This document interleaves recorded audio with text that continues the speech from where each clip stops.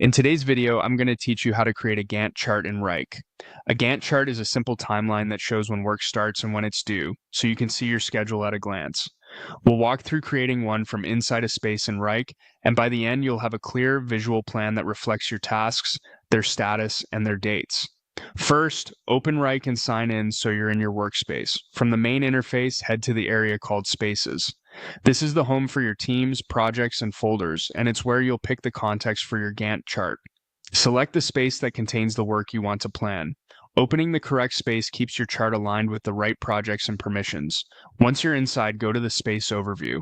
Think of the overview as your control panel. It centralizes views and makes it easy to switch how you want to look at your work. At the top of the screen, choose the Gantt chart view. Wrike will load a timeline on the right and your items on the left. This view is perfect for spotting schedules and overlaps. If you're new to it, note that the horizontal bars represent each item's duration and the dates across the top set your time frame. Now, add something to the timeline. Click on Item to create a new entry for your chart.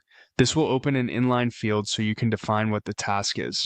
Type in the name of your item. Keep it short but specific so anyone scanning the chart understands exactly what the work covers. Clear, consistent naming makes the entire schedule easier to read and maintain. Next, set the item's status.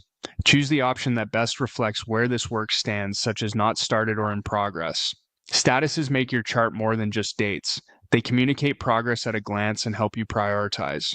With the basics in place, assign the timing. Pick a start date that matches when the work should begin.